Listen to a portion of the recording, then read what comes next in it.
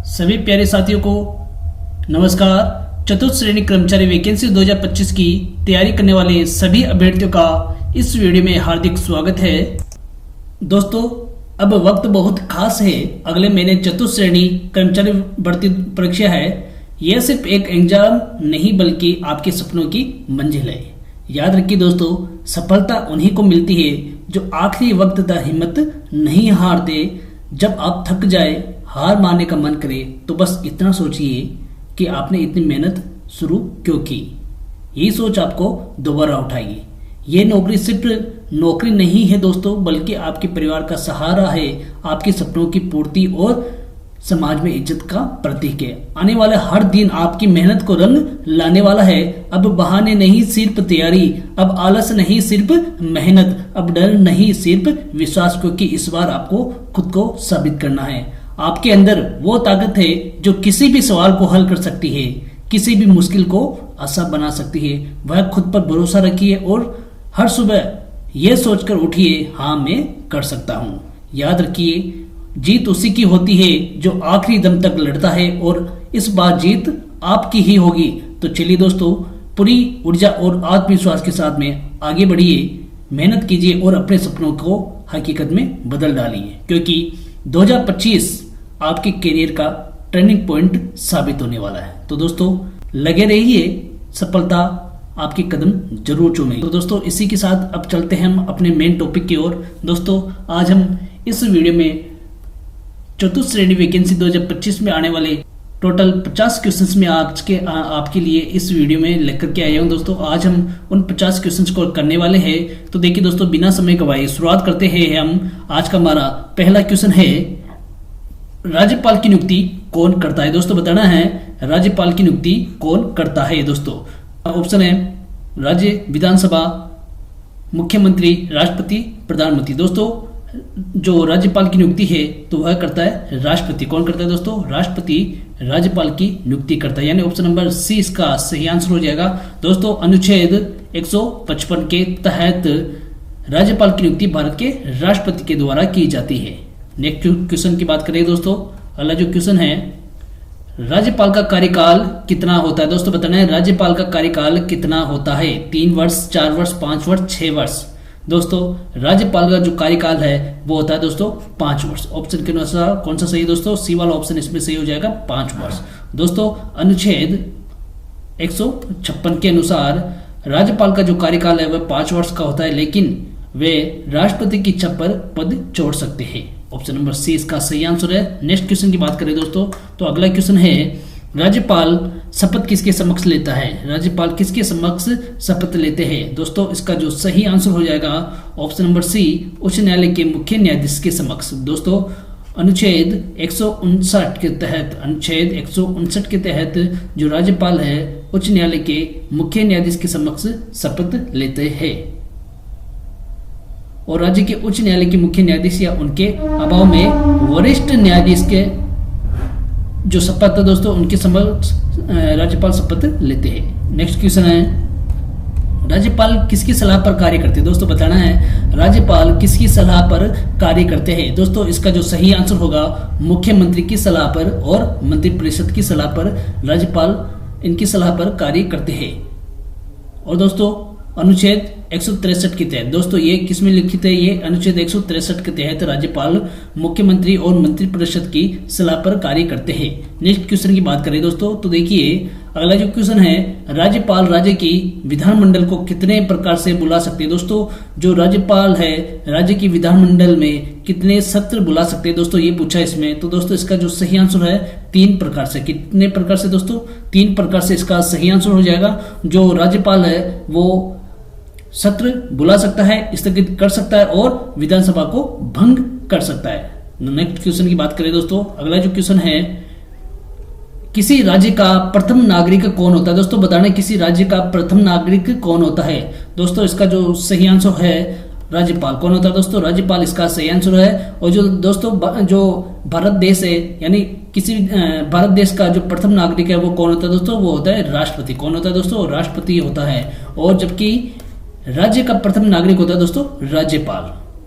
दोस्तों जो राज्यपाल है राज्य का संवैधानिक प्रमुख होता है। कौन सा प्रमुख दोस्तों? संवैधानिक प्रमुख होता है। कौन होता है? राज्यपाल होता है। और ये प्रथम नागरिक माना जाता है। दोस्तों इसमें ऑप्शन नंबर सी इसका सही आंसर होने वाला है। अगला क्वेश्चन है, राज्यपाल अध्यादेश जारी कर सकते हैं, यह शक्ति किस अनुच्छेद में निहित है? अध्यादेश जारी करने की जो शक्ति है दोस्तों राज्यपाल की, तो वह कौन से अनुच्छेद में निहित है?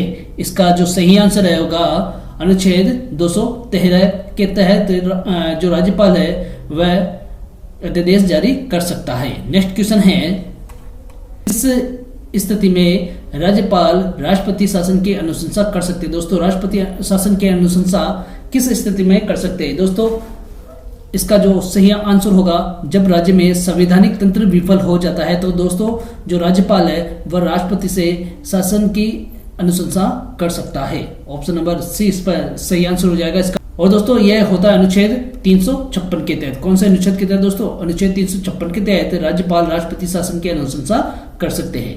अगला क्वेश्चन है, राज्यपाल किस प्रकार का वीटो प्रयोग नहीं करते? दोस्तों नहीं करते वीटो प्रयोग, ये पूछा है। तो इसका जो सही आंसर होगा दोस्तों पॉकेट वीटो। पॉकेट वीटो का उपयोग कौन नहीं कर सकता दोस्तों? राज्यपाल नहीं कर सकता। बाकी निलंबन वीटो, पूर्ण वीटो, इन सब का प्रयोग कौन कर सकता है दोस्तों? राज्यपाल कर सकता है। अगला क्वेश्चन है, राज्यपाल राज्य में किसका प्रमुख होता है? जो राज्यपाल है ये राज्य में किसका प्रमुख होता है दोस्तों? तो ये होता है दोस्तों कार्यपालिका का ये प्रमुख होता है। किसका प्रमुख होता है दोस्तों?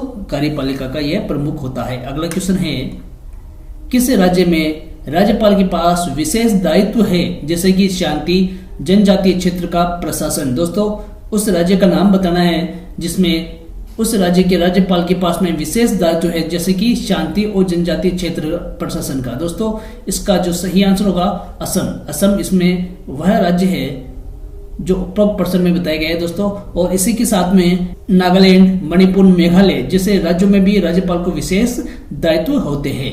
अगला क्वेश्चन है, राज्यपाल अपने पद से इस्तीफा किसे देते हैं? दोस्तों बताना है राज्यपाल अपने पद से इस्तीफा किसे देते हैं?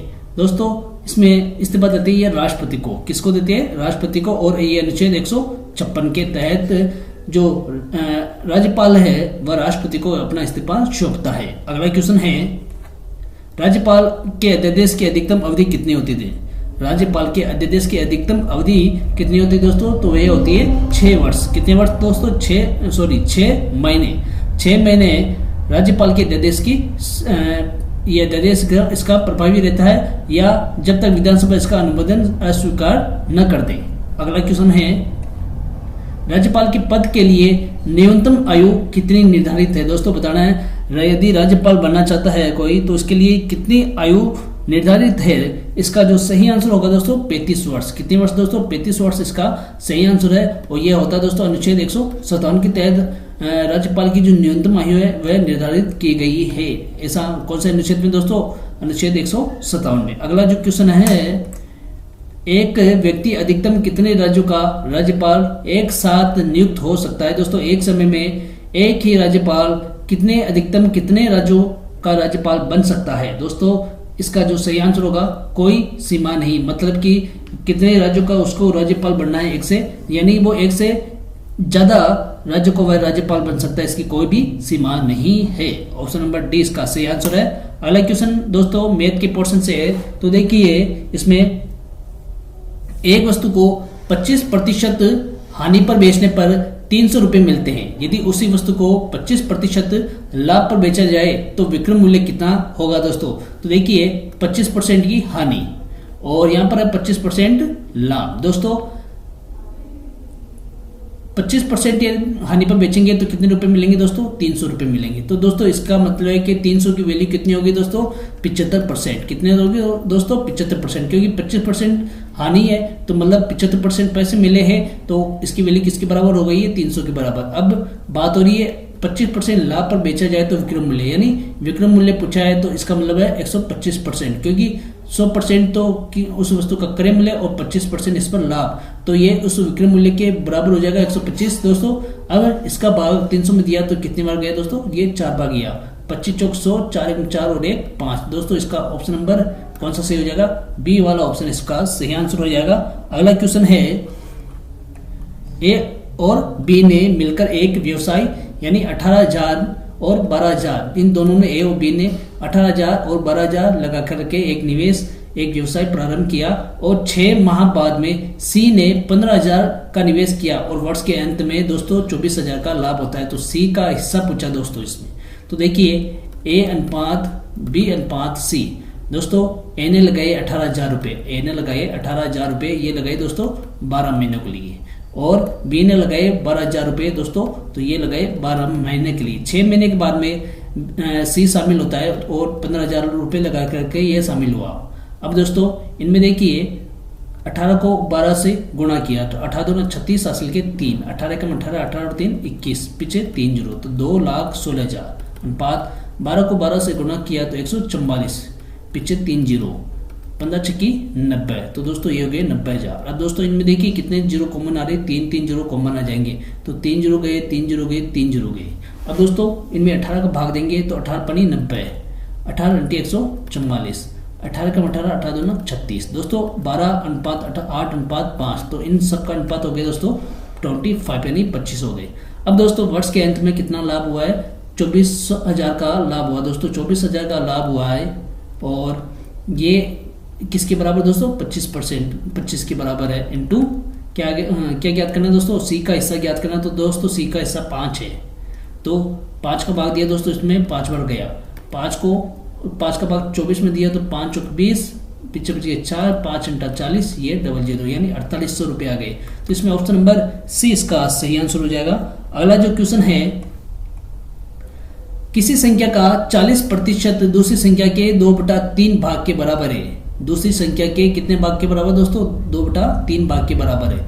दूसरी संख्या 180 है तो पहली संख्या कितनी होगी दोस्तों, दूसरी संख्या 180 है, पहली संख्या ज्ञात करनी है। तो देखिए किसी संख्या का, तो इसको मान लेते हैं x, किसी संख्या का 40% किसके बराबर है, दूसरी संख्या के 2/3, तो दूसरी संख्या पर दे रखी है तो 180 के 2/3 के भाग के बराबर है। तो 3 का भाग दिया दोस्तों 60 बार, 3 संख्या 18, 60 बार गया, और फिर 2 से गुणा किया तो कितने आ गए दोस्तों 120 आ गई। अब अक्ष बराबर करेंगे तो 100 ऊपर की तरफ चले जाएंगे और नीचे आ जाएंगे दोस्तों 40, 40 का भाग दिया 120 में 3 बार गया और 3 को 100 से गुणा किया तो आगे दोस्तों 300, तो इसमें ऑप्शन नंबर सी इसमें सही आंसर हो जाएगा। अगला क्वेश्चन है 12,000 पर 2 वर्ष में 10% वार्षिक दर से साधारण ब्याज और चक्रवृद्धि ब्याज का अंतर कितना होगा। दोस्तों इसमें साधारण ब्याज और चक्रवृद्धि ब्याज का अंतर ज्ञात करना है। तो इसमें क्या होगा, पहले साधारण ब्याज ज्ञात कर लेते हैं, तो 12,000 इंटू 2 इंटू 10 बटा 100। दोस्तों 1 जीरो से 1 जीरो गया, 1 जीरो से 1 जीरो गया, 2 को 12 से गुणा किया तो कितने आ गए दोस्तों 12 24, तो ये हो गए दोस्तों साधारण ब्याज। अब ज्ञात करना है चक्रवृद्धि ब्याज, तो P कितनी दोस्तों यहाँ पर P है दोस्तों यहाँ पर मूलधन है 12,000, कोष्टक 1 प्लस R कितनी दोस्तों, R है 10% बटा 100 की घात, टाइम कितना है 2 वर्ष, माइनस ये 12,000। दोस्तों P कोष्टक A प्लस R बटे 100 की घात N। तो दोस्तों ये तो होता है चक्रवृद्धि ब्याज, चक्रवृद्धि जो ब्याज ज्ञात कर देंगे तो इसमें वो मिश्र धन आ जाएगा और इसमें से जो 12,000 माइनस निकाल देंगे तो क्या आ जाएगा दोस्तों चक्रवृद्धि ब्याज आ जाएगा। अब इस क्वेश्चन को सॉल्यूशन करते तो 1 जीरो से 1 जीरो गया, पॉइंट लग गया यहाँ पर, इस जीरो से पॉइंट लग गया तो 1.1 का स्क्वायर तो कितना हो जाएगा 1.21, ठीक है दोस्तों, इंटू 12,000 माइनस 12,000। अब दोस्तों दो इस पॉइंट से ये पॉइंट हटाएंगे तो 2 जीरो गए, पीछे दिए जीरो, 12 को 121 से हम गुणा करते हैं तो कितने आ जाएंगे दोस्तों, ये आ जाएंगे 1452 रुपये आ गए, कितने आ गए, सॉरी 1452 आ गए। इसमें से दोस्तों 12,000 को कर लेते हैं माइनस, तो 14,520 में से 12,000 गए तो कितने आ गए यहाँ पर, तो ये आ जाएगा दोस्तों 2,520, कितने आ गए 2,520 आ गए। अब ये तो आगे दोस्तों चक्रवृद्धि ब्याज, ये है साधारण ब्याज, इन दोनों का क्या पूछा दोस्तों, अंतर पूछा है, तो कितने आ जाएंगे इसमें 120 आ जाएगा, कितना आ जाएगा दोस्तों 120 आ जाएगा, यानी ऑप्शन नंबर ए इसका सही आंसर हो जाएगा। दो संख्याओं का 80 9 है, एलसीएम 132 है, एक संख्या 27 है तो दूसरी संख्या ज्ञात करनी। तो दोस्तों दूसरी संख्या ज्ञात करेंगे LCM इंटू LCM बटा पहली संख्या। अब 9 का भाग दिया 27 में 3 बार गया, 3 को 132 में भाग दिया तो कितने बार गया दोस्तों? 44 बार गया। तो ऑप्शन नंबर 20 का सही आंसर हो जाएगा।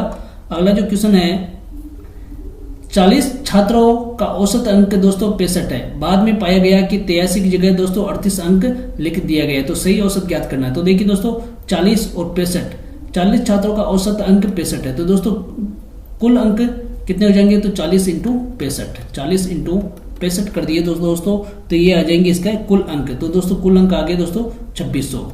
अब दोस्तों देखिए 83 की जगह 38 लिख दिए, तो कितने कम लिख दिए? 83 में से 38 गए, 83 में से 38 बाहर निकाला दोस्तों, तो ये आ गए 45। कितने आ गए दोस्तों? 45 आ गए। अब इन दोनों को जोड़ लेंगे, 2600 को 45 को जोड़ लेंगे, तो 2645 आ गए। अब दोस्तों इनका क्या करना है? सही औसत ज्ञात करना है। तो दोस्तों राशि को योग यानी 40 छात्र है और उनके टोटल अंक है, तो इनका इसमें भाग दे देंगे, तो कितने आ जाएंगे दोस्तों?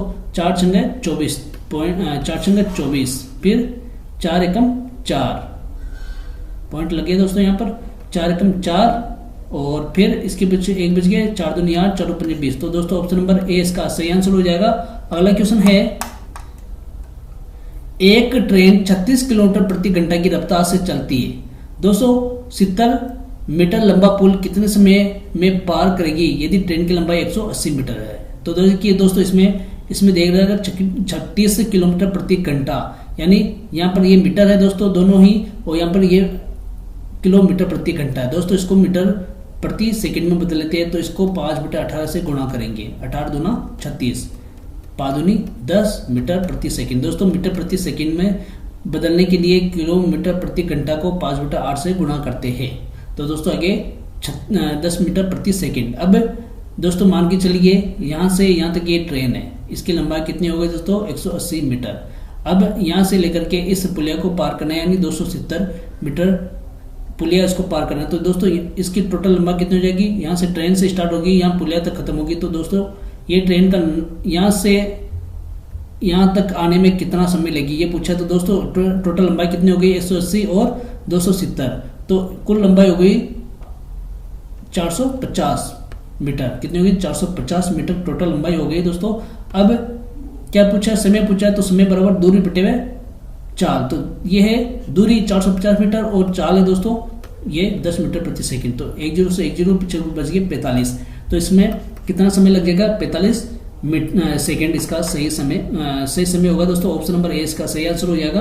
अगला जो क्वेश्चन है, एक व्यापारी ने 20% हानि पर एक वस्तु को बेची, 20 रुपए अधिक में बेचता तो उसे 10% का लाभ होता। देखिए दोस्तों इसमें पूछा क्रय मूल्य कितना होगा। देखिए इसमें 80%, कितने दोस्तों? 80% हानि, 20% की हानि पर यानी 80% में उसको बेचा, और ये बोला कि 120 रुपए अधिक में बेचता तो 110% का लाभ होता। दोस्तों देखिए 110% का लाभ, यानी 80% मूल्य पर इसको बेचा, और ये बोला कि 120 रुपए में 120 रुपए अधिक में बेचता तो 10% का उसको लाभ होता है, यानी 110% इसको 10% उसका प्रॉफिट हो जाता। तो देखिए दोस्तों इन दोनों का फर्क कितना है, अंतर कितना है? 80% और 110%, यानी ये तो हानि है और ये इधर लाभ हो जाएगा दोस्तों। तो इन दोनों का अंतर कितना हो गया? 120। तो 120 में इस 30 का भाग देंगे, ठीक है दोस्तों, क्योंकि ये इसकी वैल्यू के बराबर है, इंटू क्या पूछा? क्रय मूल्य पूछा, तो 100 से गुणा कर देंगे, 30 चौका 120। तो दोस्तों इसका सही आंसर क्या आ जाएगा? 400। अगला क्वेश्चन है, राजस्थान की मंदिर निर्माण की भूमिज शैली किस स्थापत्य शैली की उपशैली है? भूमिज शैली किस स्थापत्य शैली की उपशैली है दोस्तों?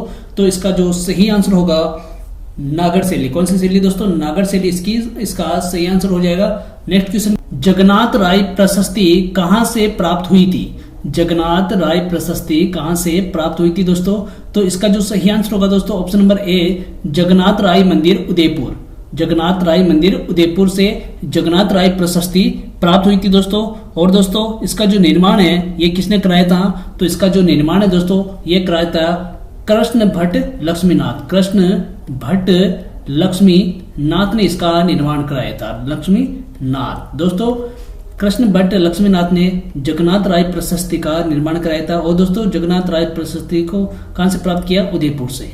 अगला जो क्वेश्चन है दोस्तों, जोधपुर के जसवंत थड़ा का निर्माता कौन था दोस्तों, बताना है। जसवंत थड़ा का निर्माण किसने निर्माता कौन था दोस्तों। जसवंत थड़ा जो कहाँ स्थित है, जोधपुर में स्थित है दोस्तों। इसका जो निर्माण है ये कराया था सरदार सिंह ने। किसने कराया दोस्तों, सरदार सिंह ने इसका निर्माण कराया था। अपने पिता जसवंत सिंह की याद में जसवंत थड़ा का निर्माण करवाया था। ऑप्शन नंबर डी इसमें सही आंसर हो जाएगा। अगला जो क्वेश्चन है, राजस्थान में निम्नलिखित में से किस देशी रियासत ने सर्वप्रथम वन संरक्षण की योजना लागू की। वन संरक्षण की योजना लागू करने वाली पहली रियासत कौन सी थी दोस्तों, तो इसका सही आंसर होगा जोधपुर रियासत ने। कब की थी दोस्तों, 1910 में। दोस्तों कौन सी योजना थी, वन संरक्षण की योजना। और दोस्तों वन संरक्षण नियम, यदि क्वेश्चन पूछा जाए कि वन संरक्षण योजना या वन संरक्षण नियम सर्वप्रथम लागू करने वाली रियासत कौन सी थी दोस्तों, तो वह थी जोधपुर। और कब की, 1910 में। और दोस्तों ये सब पूछ ले, वन संरक्षण अधिनियम, वन संरक्षण अधिनियम, तो वन संरक्षण अधिनियम लागू करने वाली पहली रियासत कौन सी थी दोस्तों, तो ये थी 1935 में अलवर रियासत। ठीक है दोस्तों, याद रखना है, अधिनियम अलवर ने लागू की थी और नियम और योजना किसने लागू की है दोस्तों, जोधपुर ने। अगला क्वेश्चन है, निम्नलिखित में से कौन सा तत्ववाद्य है। निम्नलिखित में से कौन सा तत्ववाद्य नहीं है दोस्तों, नहीं है बताना है। तो इसका सही आंसर हो जाएगा वाक्य। ऑप्शन नंबर ए सही आंसर है, बाकी तीनों ही तत्ववाद्य यंत्र है। अगला क्वेश्चन है, राजस्थान में 2011 की जनगणना के अनुसार न्यूनतम जनसंख्या वाले निम्नलिखित 3 जिलों का सही बढ़ता क्रम कौन सा दोस्तों। सही बढ़ता हुआ क्रम बताना है दोस्तों, यानी आरोही क्रम बताना है छोटे से बड़े की ओर दोस्तों। तो इसका जो सही आंसर हो जाएगा दोस्तों, जैसलमेर, प्रतापगढ़ और सिरोही। ऑप्शन नंबर ए इसका सही आंसर हो जाएगा। अगले क्वेश्चन है, अमृतलाल पाइक और चुनीलाल पाइक का संबंध कौन सी रियासत, कौन से प्रजामंडल से है दोस्तों। किस प्रजामंडल से अमृतलाल पाइक और चुनीलाल का संबंध है दोस्तों, इसका सही आंसर हो जाएगा प्रतापगढ़ प्रजामंडल। कौन सा प्रजामंडल, प्रतापगढ़ प्रजामंडल से इनका संबंध है। और दोस्तों इस प्रजामंडल की स्थापना हुई थी 1945 में। और दोस्तों 1936 में अमृतलाल पाइक ने हरिजन पाठशाला, कौन सी पाठशाला, हरिजन पाठशाला। तो दोस्तों इसकी स्थापना दोस्तों 1936 में अमृतलाल पाइक ने करवाई थी। ऑप्शन नंबर इसमें सी वाला सही है दोस्तों। अगला क्वेश्चन है, राजस्थान की परवन वृहद सिंचाई परियोजना किस जिले में स्थित है दोस्तों, बताना है। परवन सिंचाई परियोजना कौन से जिले में स्थित है, तो ये स्थित है दोस्तों झालावाड़ में। ऑप्शन नंबर डी इसका सही आंसर है। और दोस्तों इसकी सिंचाई परियोजना की स्थापना कब हुई दोस्तों, कब शुरुआत हुई दोस्तों इसकी, 17 सितंबर 2013 में।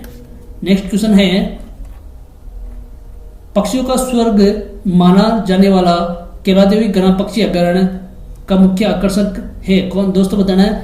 जो घना पक्षी अभ्यारण्य दोस्तों केलादेव, तो इसका जो मुख्य आकर्षण कौन सा है दोस्तों, इसका जो सही आंसर है साइबेरियन क्रेन। नेक्स्ट क्वेश्चन है, बर, पीपली, सोयपुर, देवारी और सुराघाट निम्न में से क्या है दोस्तों। बर, पीपली, शिवपुर, देवारी, सुराघाट दोस्तों ये क्या है, तो ये अरावली पर्वतमाला के प्रमुख दर्रे हैं। ऑप्शन नंबर ए इसमें सही आंसर है। अगला क्वेश्चन है, शिकारी लोक नृत्य किस जनजाति से संबंधित है दोस्तों, बताना है। शिकारी लोक नृत्य किस जनजाति से संबंधित है दोस्तों, इसका जो सही आंसर होगा सेहरिया जनजाति। अगला क्वेश्चन है, मरु महोत्सव कहाँ मनाया जाता है दोस्तों। मरु महोत्सव बताना है कहाँ मनाया जाता है, तो ये मनाया जाता है दोस्तों जैसलमेर में। ऑप्शन नंबर सी इसका सही आंसर हो जाएगा। नेक्स्ट क्वेश्चन है, जागीरदार राव कृष्ण सिंह ने बिजुलिया में किसी किसान की बेटी की शादी होने पर एक नया कर लगाया था दोस्तों 5 रुपए का। तो इसका जो ये जो नया कर है दोस्तों, इसका क्या नाम था दोस्तों। इस 5 रुपए का जो कर शादी पर लगाया था दोस्तों, बेटी की शादी पर, तो दोस्तों इस नए कर का नाम था चमरी कर। ऑप्शन नंबर ए इसमें सही आंसर है। अगला क्वेश्चन है, राजस्थान में बड़ी तीज मनाई जाती है दोस्तों। बड़ी तीज कब मनाई जाती है दोस्तों, तो इसका जो सही आंसर होगा भाद्रपद कृष्ण तृतीया को। भाद्रपद कृष्ण तृतीया को बड़ी तीज मनाई जाती है। और दोस्तों इस बड़ी तीज को सातोड़ी तीज, कौन सी तीज, सातोड़ी तीज, बुड्ढी तीज और कजली तीज, कौन सी तीज, कजली तीज दोस्तों। ये कौन सी तीज को कहते हैं, ये बड़ी तीज को कहते हैं दोस्तों। कजली तीज का जो मेला है वो कहां पर लगता है, बूंदी में। कहां लगता है दोस्तों, बूंदी में कजली तीज का ये मेला लगता है।